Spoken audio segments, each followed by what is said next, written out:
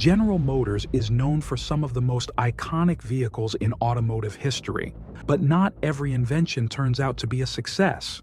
One of GM's boldest experiments, the Chevrolet SSR, had all the makings of a hit, but ended up failing spectacularly.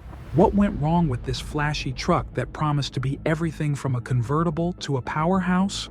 When it comes to innovation, General Motors, GM, has always been one of the big players in the automobile industry. From powerful engines to futuristic designs, GM has introduced vehicles that became icons, but not every brilliant idea finds success. In fact, one of GM's most ambitious truck inventions turned out to be a complete flop. Yes, we're talking about the Chevrolet SSR, Supersport Roadster, a truck that had the potential to be groundbreaking but failed miserably in the market. So, what went wrong? Let's learn the story of GM's best truck invention that completely missed the mark. The big idea behind the SSR. The Chevrolet SSR was introduced in 2003 as part of GM's plan to create something bold and different. This was not your ordinary pickup truck. The SSR was a retro-styled vehicle that combined the functionality of a truck with the sleekness of a convertible. It was inspired by the classic Chevy trucks of the 1940s and 50s, blending old-school charm with modern technology. On paper, the SSR seemed like a genius concept. It had a retractable hardtop roof, a powerful engine, and a design that turned heads wherever it went. GM wanted to create a vehicle that stood out from the crowd, a truck that wasn't just about hauling cargo, but also about making a statement.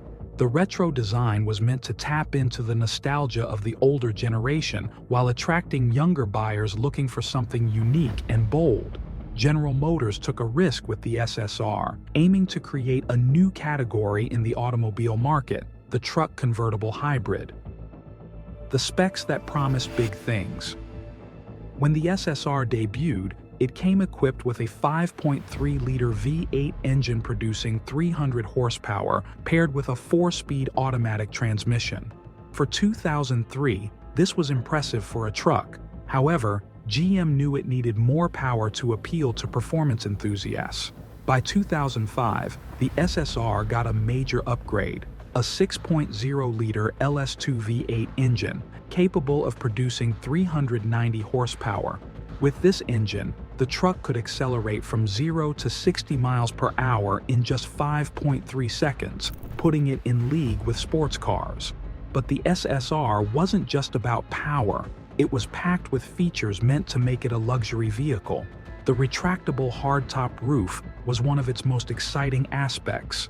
With the push of a button, the roof could completely fold into the trunk in just 25 seconds, transforming the SSR into a sleek convertible. The interior was equally stylish, with premium leather seats, a retro-modern dashboard, and a high-quality audio system. The truck bed, lined with carpet and wood strips, was designed to add a touch of class while still being functional. It was clear that GM wanted the SSR to feel special, inside and out. Why the Chevrolet SSR was expected to succeed. The SSR wasn't just another vehicle, it was marketed as a lifestyle product.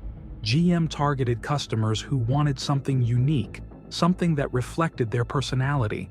It was meant to be the truck you didn't need, but absolutely wanted. Plus, the early 2000s was a time when retro designs were making a comeback. Vehicles like the Volkswagen Beetle and the Chrysler PT Cruiser were huge hits. GM likely assumed that the SSR would ride the same wave of nostalgia and capture the hearts of consumers. The SSR had everything going for it: unique looks, powerful performance, and an air of exclusivity. With its bold concept and aggressive marketing, GM was confident it had a winner on its hands. Where it all went wrong. Despite all the hype, the SSR failed to deliver on its promise. Sales numbers were disappointing from the start. GM initially aimed to sell about 20,000 units per year, but in its first year, only about 9,000 were sold. By the time production ended in 2006, GM had sold just over 24,000 units in total, a far cry from their expectations. So, what caused this failure? Let's break it down. Number 1. The price tag was astronomical. One of the biggest issues with the SSR was its price. The base model started at around $42,000 in 2003, and fully loaded versions could cost upwards of $50,000. For context, that was more expensive than many luxury cars at the time. Number 2. The niche market was too small. GM designed the SSR for a very specific audience, people who wanted a retro-style truck-convertible hybrid. But how many people actually fit into that category? Not many, as it turned out. While the SSR appealed to collectors and die-hard Chevy fans, it wasn't something that resonated with the average buyer. Most people wanted either a practical truck or a sleek sports car, not a mix of both. Number 3. It was all show and little substance. While the SSR's design was undoubtedly eye-catching, its practicality was questionable. The truck bed was small and had a hard tonneau cover, which made it difficult to carry larger items. Plus, the SSR wasn't exactly fuel efficient, averaging just 15 to 19 miles per gallon. Number 4. Marketing missed the mark. GM's marketing strategy for the SSR was another area where things went wrong. The vehicle was heavily promoted as a lifestyle product, but the ads didn't clearly communicate who the target audience was. Was it meant for truck lovers, convertible enthusiasts, nostalgia seekers? The mixed messaging left potential buyers confused, and many simply opted for more straightforward alternatives. Lessons learned from the SSR's failure. The Chevrolet SSR is now remembered as one of GM's biggest flops, but it also serves as a valuable lesson in the automotive world. Innovation alone isn't enough to guarantee success. A great product needs to be practical, well-priced, and targeted to the right audience. GM overestimated the appeal of the SSR's retro design and underestimated how much consumers value functionality and affordability. In the end, the SSR's niche appeal wasn't enough to justify its high price or its compromises in practicality. The SSR's legacy. While the SSR failed during its production run, it has since gained a cult following. Today, it's considered a collector's item, with enthusiasts appreciating its unique design and limited production numbers.